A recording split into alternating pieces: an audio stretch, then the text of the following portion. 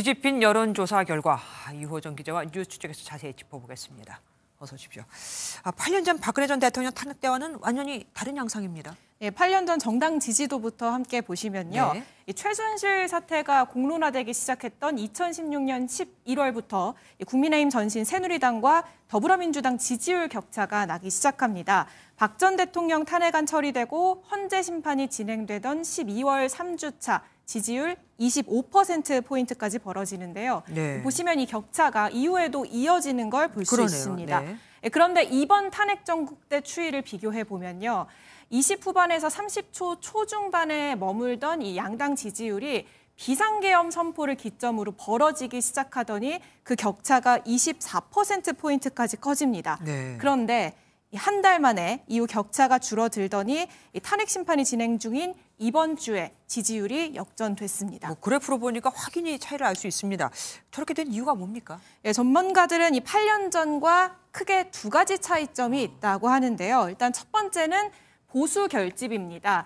2017년엔 김무성, 남경필, 유승민 4, 5, 6선 당내 중진들이 탄핵에 찬성하는 목소리를 냈고요. 그리고 네. 모든 사태는 대통령과 새누리당의 책임이자 잘못이라면서 분명하게 사과를 했습니다. 그랬죠. 이후에 바른정당으로 당이 쪼개졌고 그러면서 지지층 결집도 약화됐습니다. 이 보수 진영 내에서 분열은 필패다 이런 인식을 공유하게 된 배경으로 꼽힙니다. 그래서일까요? 이번엔 지도부가 나서서 탄핵 반대를 당론으로 밀어붙였습니다. 맞습니다. 이 탄핵에 찬성했던 당대표 한동훈 전 대표가 쫓겨나는 모양새였죠. 이 당시 탄핵 소추인단이었던 이 권성동 원내대표가 이번엔 이 탄핵 반대 표 단속을 주도하고 있습니다. 두 번째 차이점 뭐가 있습니까? 두 번째는 야권 구도입니다. 이재명 대표 일강 체제라는 점인데요. 앞서 리포트 보신 것처럼 이 차기 지도자 선호도 조사를 보면요.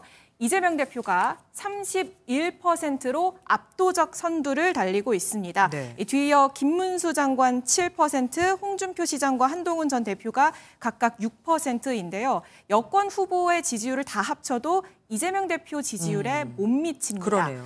이 대표는 당 내에서도 이 민주당 지지층의 74% 압도적 지지를 받고 있습니다. 그런데 8년 전에도 한 사람이 압도적이었습니다. 문재인 당시 후보요. 맞습니다. 8년 전 그런데 문재인 후보가 31%로 대세론을 형성했던 건 맞지만 네. 지금처럼 독주 체제는 아니었습니다. 함께 당시 지지율 그래프를 보면요. 진보 진영 내에서도 12%의 지지를 받는 이재명 후보가 보이고요. 또 무엇보다 민주당 밖에서 이 반문 기치를 내걸고 호남 지지를 노리는 안철수 후보의 공간도 확실히 있었습니다. 게다가 이 보수 진영 내에서 1위 후보인 이 반기문 전 유엔 사무총장의 지지율도 20%로 지금보다는 높은 걸 확인할 수 있습니다. 예, 보수 후보들 중에서 저는 특히 김문수 장관이 선두라는 게 눈에 띕니다. 예, 정광훈 목사와 함께 이 자유통일당을 창당했던 이 강성 인사로 분류되는 인물이죠. 대통령 체포 이후 뚜렷해진 이 보수 결집이 김 장관 지지로 이어진 거란 분석이 나옵니다.